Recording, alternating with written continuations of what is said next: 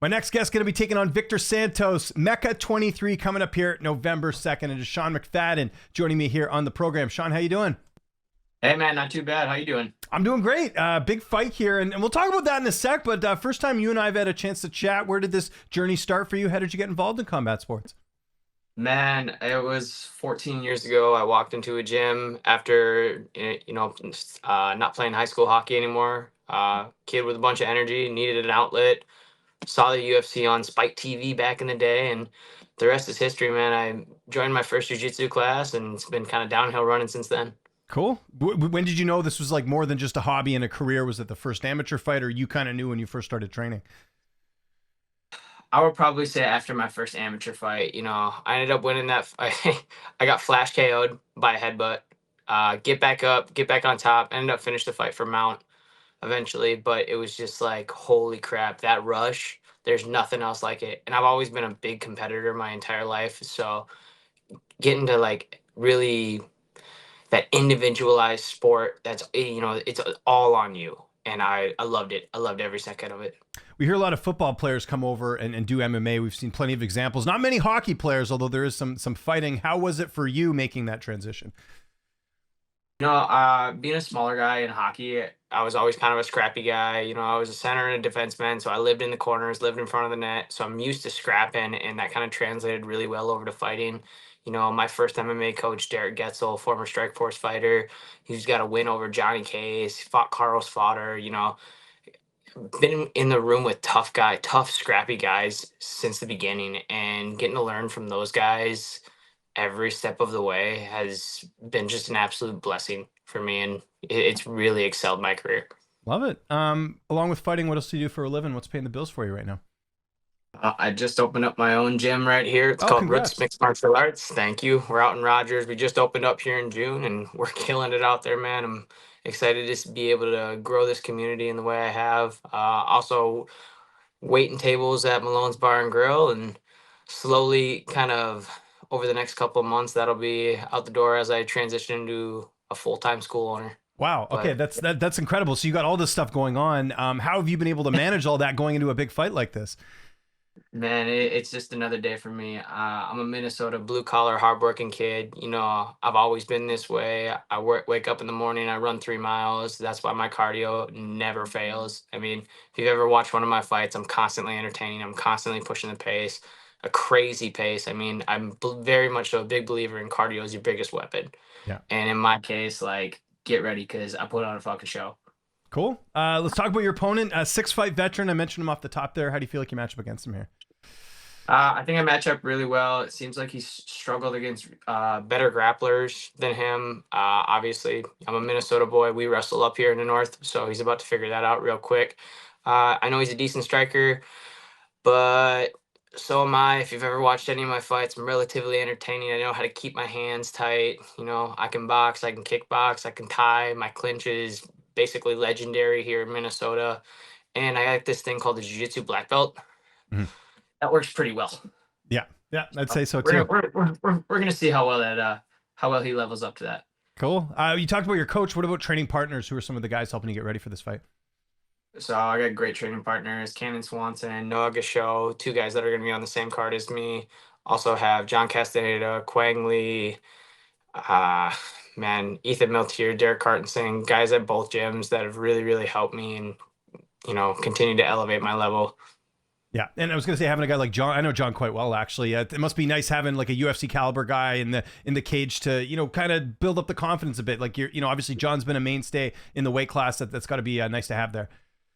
Oh, absolutely. I mean, I've known John since 2015 now. So we've been in the same room for a really long time. He's a good buddy of mine. Cool, love it. I'm definitely happy to see how far he's taken us. Yeah, no, it's great, and it's also nice to have that variety, like you mentioned, all the names in your gym, which is great. Weight cut, how's that going ahead of this? We got some time. You never miss weight, so how's that going? Easy peasy, man. I mean, at the end of the day, it's professional fighting. I'm a professional. I'm very good at this. I have my system down. I've worked with my nutritionist for the past 4 or 5 years now. I mean, and it's kind of nice having that extra 10 pounds fighting at 145. People don't see me as the biggest 135, but I'm a pretty thick boy. So getting to go up a weight class is kind of nice. But I also have a professional title at 145 too, so There you let go. that Yeah, going for that Conor McGregor status, or I guess that's kind of outdated now. McGregor hasn't fought in a while. Maybe your Alex Pereira status. We'll go with that. oof, oof, I ain't that big. Yeah. Well, no, I meant the two belts. I meant the two belts, right? Because he won at middleweight and light heavyweight. So there we go. Your corner, what will that look like? Who's going to be in the cage with you for this fight? It's probably going to be Greg Nelson, Chris McCoon, and then John Castaneda. Nice, love it. And how's this one playing out on November 2nd? How do you see it going down? I'm gonna come out swinging. Let's just say that. I'm gonna go for a quick prediction of TKO ground and pound round one. We're gonna test this boy's wrestling real quick. So it's Love it. different up here in the north. Yeah, no, I agree. Hey, so I'm Canadian, by the way. I didn't even mention that off the top. So Minnesota's kind of like an adopted.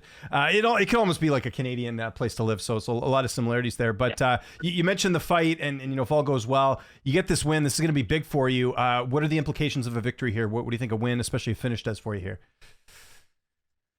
No, I've done a lot in my career. I've fought the top guys in LFA for the past who knows how many years. I never back down from any challenge. I can obviously strike, I can kickbox, I can tie clinch, I can Greco.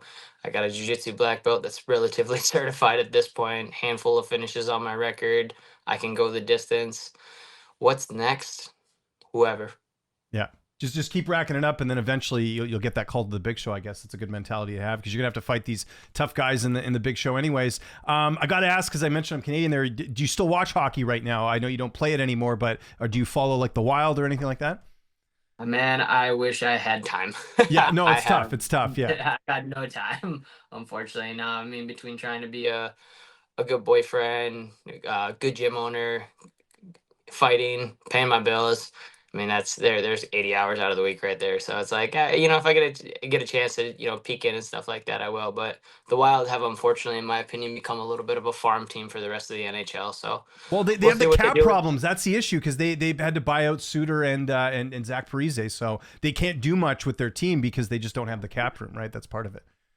Well, for sure. I mean, money's always been, a big issue for Minnesota sports in general. I mean, look at the Twins situation right now. That's a Right. train wreck. Yeah. But I mean, it's one of those things that, money makes the world go around, and you got to be able to sling it, especially in professional sports, because at the end of the day, as a professional athlete, I mean, you have what, 10, 15 years, maybe if you're lucky, Mhm. and you're at your peak. So it's like you got to get paid. And I respect all those guys for, doing what they got to do at the end of the day for set themselves and their families up.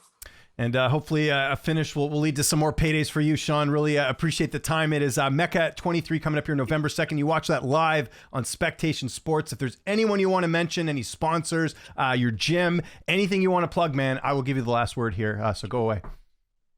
I want to give a shout out to my three gyms: Risk Mixed Martial Arts out in Rogers, Minnesota, the Academy in Brooklyn Center under Greg Nelson, McCoon's Martial Arts out in Brooklyn Park with Chris McCoon, and then a couple of my sponsors, Hong Tai restaurants. They've been with me. They're out in Rogers and Albertville. They've been with me for close to almost a decade now.